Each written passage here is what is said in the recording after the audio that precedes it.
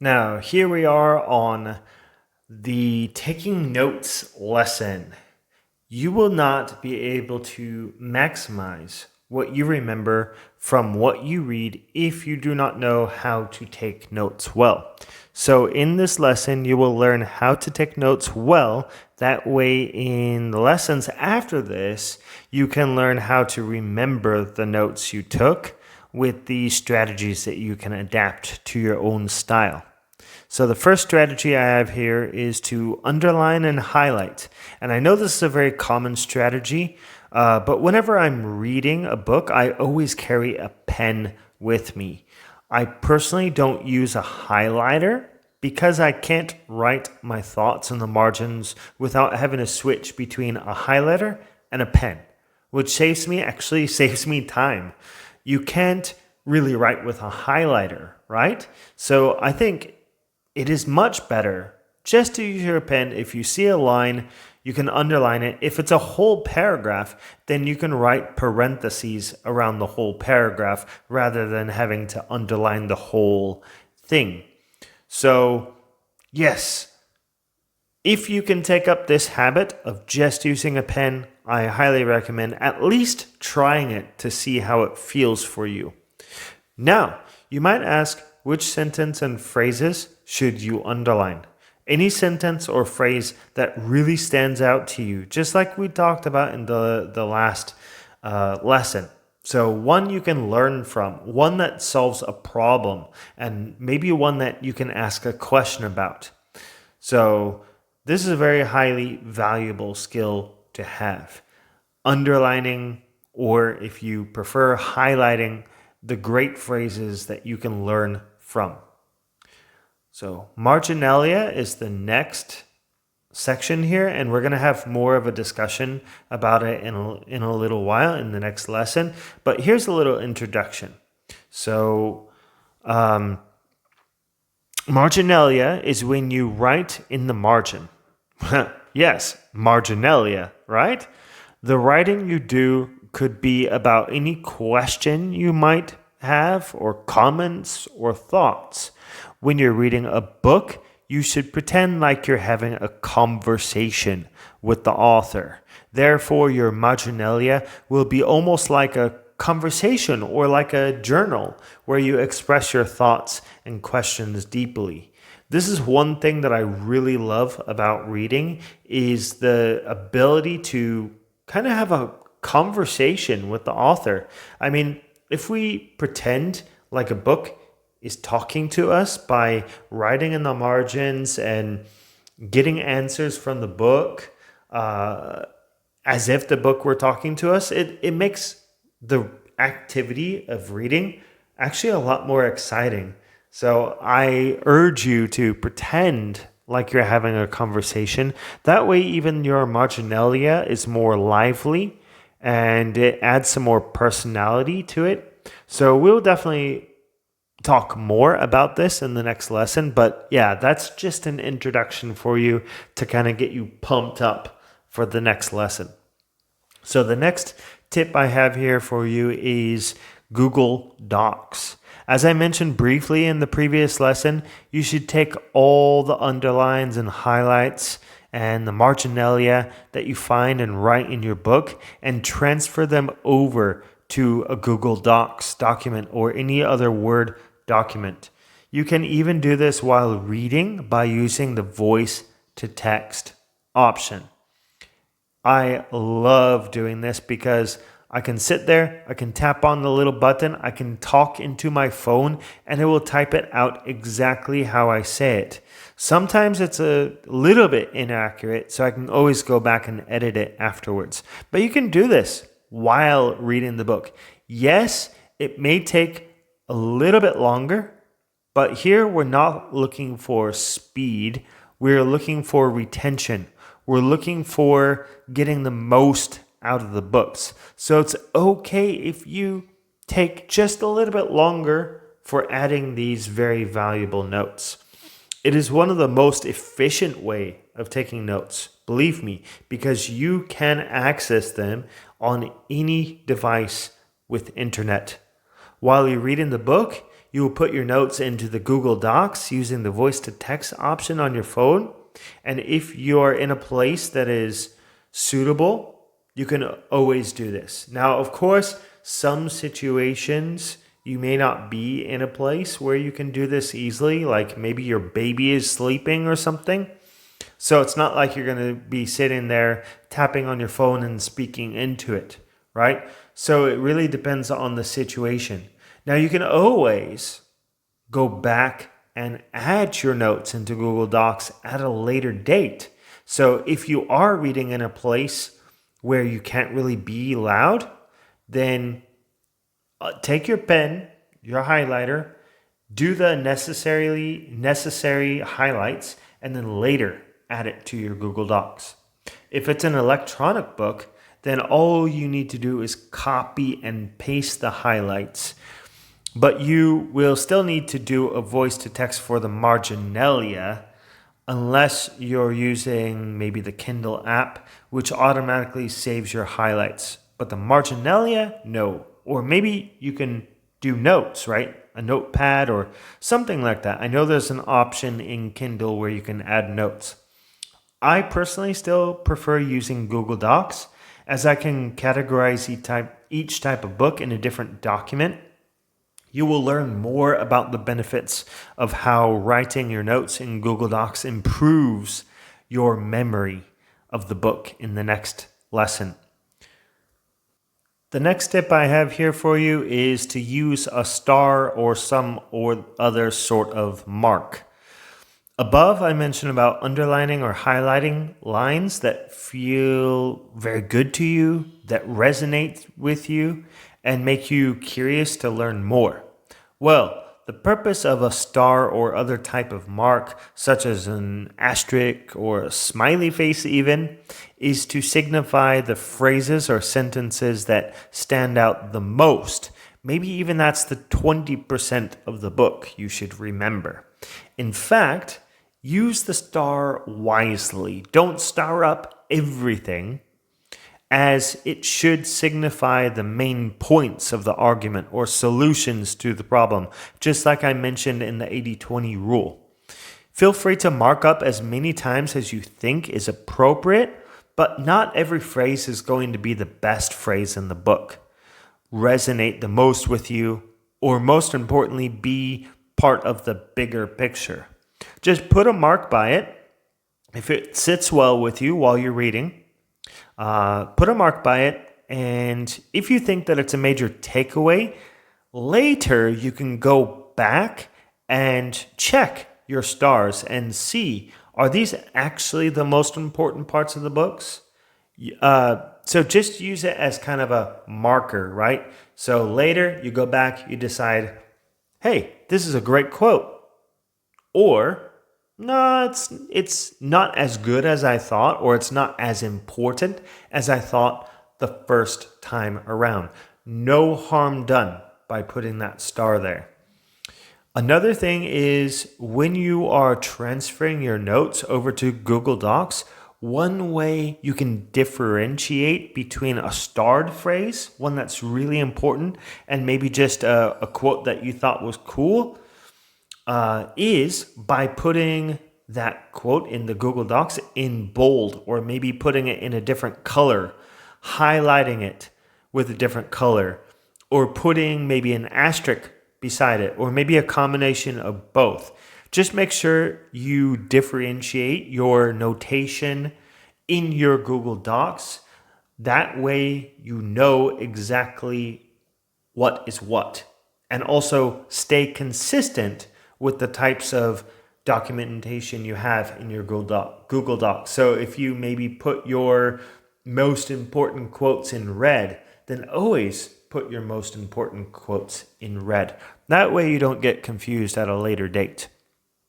The same goes for your own personal thoughts and questions that you write, the marginalia. Those should be also in a different color, or maybe in italics or a different highlight, something like that. As long as you know what you're doing, as long as you don't get confused, you're all set to go. So like I said, we'll cover more over this in the next lessons, but this is just an introduction to what I think you should know and what I believe you should start implementing. Okay, the next thing here is numbered lists. Sometimes you open up a book and skim through it, or find that when you're reading it, you come across a list with numbers or maybe bullet points. In a certain way, I really like when the author does this for me because it indicates that those numbered lists or bullet points are important for you to remember. It's definitely a good thing for an author to include this type of stuff. So definitely pay attention to those numbered lists. But sometimes the author actually doesn't include numbered lists. Instead, the author might write in a paragraph, they might write first, second, third, and so on. Maybe they even split it into different paragraphs, but sometimes it's all in the same one.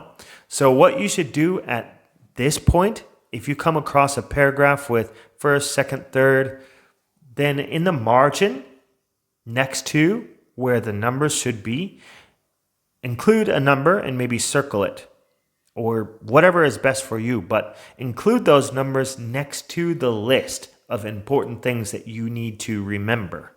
That's a great way to signify when you go back and take your notes into Google Docs that this is important. And then when you write it in Google Docs, you can put it in a numbered list. That way, when you go back to review your notes in your Google Docs, you have the numbers already written out for you. It's clear. It's easy to remember. So awesome tip for you. If you aren't already doing this, start doing it now so you can remember more of what you read. The next point on your list here is circle. You should circle something when it's either a word you're not familiar with, or like I mentioned above, a list the author wants you to remember. Other things that you should circle are maybe names of books or of people you want to research, maybe dates and locations if those end up being important, but sometimes dates and locations are not so important. And keywords and phrases. So if the author keeps on continuing to refer to a certain word, or maybe they have a specialized word just for their book, a framework or something, then circle that phrase. That way you can remember it. If it's a word that you don't know, by circling it, it will signify you should try to figure out that word. Look it up, right? Look it up on Google. It's so easy. Also, write it in your Google Docs, maybe in a different document. That way you can have a document of words that you want to try to start implementing in your life. Whichever works best for you, as long as you're able to learn well and keep it in your brain. And also by circling names of books and maybe people that you want to research more, and keywords and phrases, this also signifies that it's very important for you to remember. One of the best things about reading books is the plethora of book recommendations, especially if you go to the index in the back of the book or the bibliography. It will usually have a list of books referenced. So when you get done reading that book, you can go search for those other books. You can go read those other books because usually they are related to the topic of the book you're reading. So make sure to circle those titles. Add it to your Goodreads list right away. If you don't add it right away, you might forget. So do it right away. That way you don't forget, and you can always go to your Goodreads list and be like, "What was the name of that book?" You go into your Goodreads list. Good. You buy it on Amazon. You get it delivered to your house. Then you can just keep on learning. It's awesome. If you don't find many book recommendations in the author's book, then try researching that person online and see if you can find a list of what that person reads. This is also, of course, another great resource. For example, Bill Gates is very open about what he reads. You can find his account on Goodreads. He also has Gates Notes, I think it's called, and that's a website you can access. He's got a list of all the books he reads. Ryan Holiday also has some great resources on his websites and great recommendations. So definitely check those places out.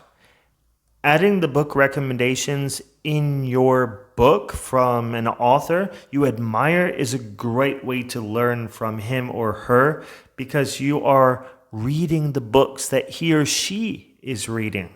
You're getting in the mind of the author through the books he or she is reading. That's the amazing thing about books.